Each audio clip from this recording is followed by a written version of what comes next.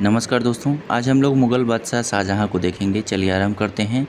1592 ईस्वी में लाहौर में शहज़ादा खुर्रम का जन्म हुआ था।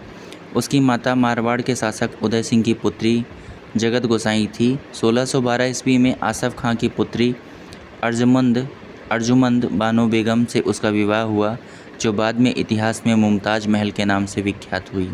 1628 ईस्वी में शाहजहाँ अबुल मुज़फ़्फ़र शहाबुद्दीन मोहम्मद साहिब किरण सानी की उपाधि धारण कर गद्दी पर बैठा। आगरा में उसका राज्याभिषेक हुआ। इसी ने राजधानी आगरा से दिल्ली स्थानांतरित की। अहमदनगर को 1633 में ईस्वी में मुग़ल साम्राज्य में सम्मिलित कर लिया गया। यहाँ के अंतिम शासक हुसैन शाह को ग्वालियर के किले में कैद कर दिया गया। निज़ाम शाही सरदार शाहजी भोसले ने एक बच्चे मुर्तज़ा तृतीय के नाम से मुग़लों से संघर्ष जारी रखा। अंत में 1636 ईस्वी में मुग़लों द्वारा शाहजी को चुनार के किले में घेर लिया गया। शाहजी ने बहुत से किले तथा मुर्तज़ा तृतीय को मुग़लों को सौंप दिया। मुर्तज़ा तृतीय को भी ग्वालियर के किले में कैद कर दिया गया तथा शाहजी ने बीजापुर राज्य की सेवा स्वीकार कर ली। शाहजहाँ के समय गोलकुंडा और बीजापुर ने मुग़लों से संधि कर ली। शाहजहाँ के शासनकाल में औरंगजेब पहले 1636 से 44 ईस्वी तक दक्कन का सूबेदार रहा तथा 1652 ईस्वी में उसे पुनः इस पद पर नियुक्त किया गया तथा जिस पर वह उत्तराधिकार के युद्ध में विजय और मुग़ल बादशाह बनने तक रहा।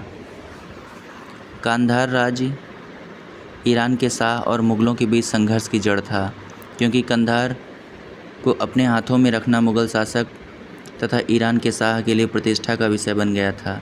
शाहजहाँ के शासनकाल में 1649 ईस्वी में कंधार पर पुनः ईरानी अधिकार हो जाने से मुग़ल साम्राज्य के सामरिक महत्व के केंद्र के दृष्टिकोण से एक बड़ा धक्का पहुंचा, क्योंकि कंधार के बिना उत्तर पश्चिमी सीमा पर मुग़लों की स्थिति अपेक्षाकृत दुर्बल थी।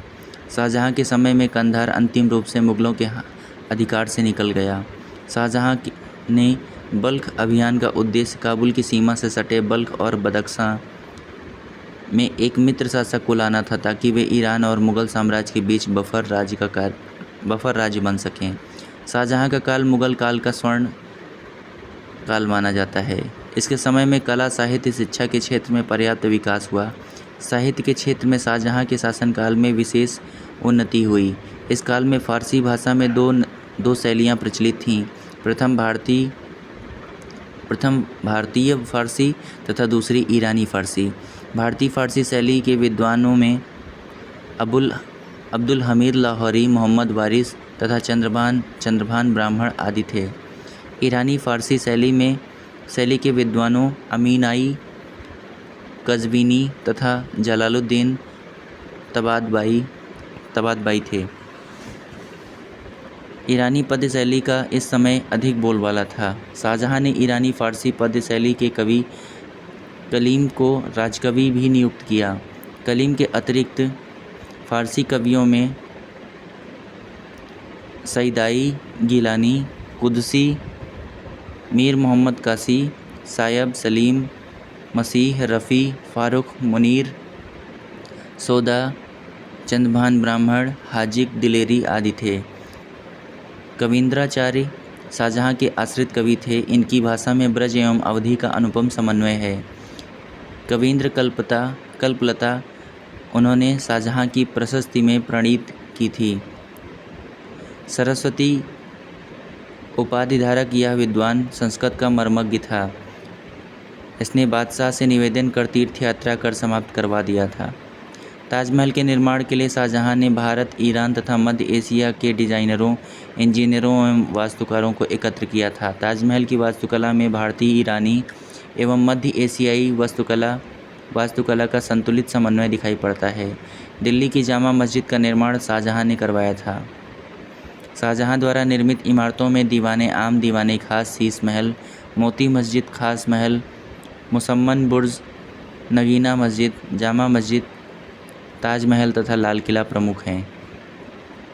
अकबर के फतेहपुर सीकरी की भांति शाहजहाँ ने दिल्ली में अपने नाम पर शाहजहानाबाद नामक एक नगर की स्थापना की तथा वहाँ अनेक सुंदर एवं वैभवपूर्ण भवनों का निर्माण कर उसे सुसज्जित करने का प्रयास किया। शाहजहानाबाद के भवनों में लाल किला प्रमुख है। इस किले के पश्चिमी द्वार का नाम लाहौरी दरवाज़ा तथा दक्षिणी द्वार का नाम दिल्ली दरवाज़ा है। यह सुंदरता तथा शोभा में अनोखा है। उपनिषदों का फ़ारसी अनुवाद शाहजहां के शासनकाल में शहजादे दारा शिकोह ने सिर्रे अकबर शीर्षक से के तहत किया। इसमें 52 उपनिषदों का अनुवाद किया गया है। दारा को उसकी सहिष्णुता एवं उदारता के लिए लेनपोल ने लघु अकबर की संज्ञा दी। यही नहीं, शाहजहां ने भी दारा को शाह बुलंद इकबाल की उपाधि प्रदान की थी। मजमुउल बहरीन दारा की मूल रचना है। शाहजहां के चारों पुत्रों में ज्येष्ठ दारा शिकोह सर्वाधिक सुशिक्षित अध्येता तथा लेखक था। उसने अनेक हिंदू धर्म ग्रंथों का अध्ययन किया एवं उपनिषदों, योग वशिष्ठ, भगवद गीता आदि हिंदू धर्म ग्रंथों का फ़ारसी में अनुवाद कराया। मुग़ल बादशाह शाहजहां ने बलबन द्वारा प्रारंभ ईरानी दरबारी रिवाज सिजदा समाप्त कर दिया। 1636 से 1637 ईस्वी में सिजदा प्रथा का अंत कर दिया गया। ज़मीन बोस की प्रथा भी खत्म कर दी गई और पगड़ी में बादशाह की तस्वीर पहनने की मनाही कर दी गई। Doctor A.L. श्रीवास्तव ने अपनी पुस्तक मुग़लकालीन भारत में लिखा है कि शाहजहां का शासनकाल भारत में मध्यकालीन इतिहास में स्वर्ण युग के नाम से प्रसिद्ध है। तथापि यह केवल कला में भी वास्तुकला की दृष्टि से ही सत्य माना जा सकता है। एल्फिंस्टन ने शाहजहां के काल के बारे में लिखा है कि शाहजहां का काल भारतीय इतिहास में सर्वाधिक समृद्धि का काल था।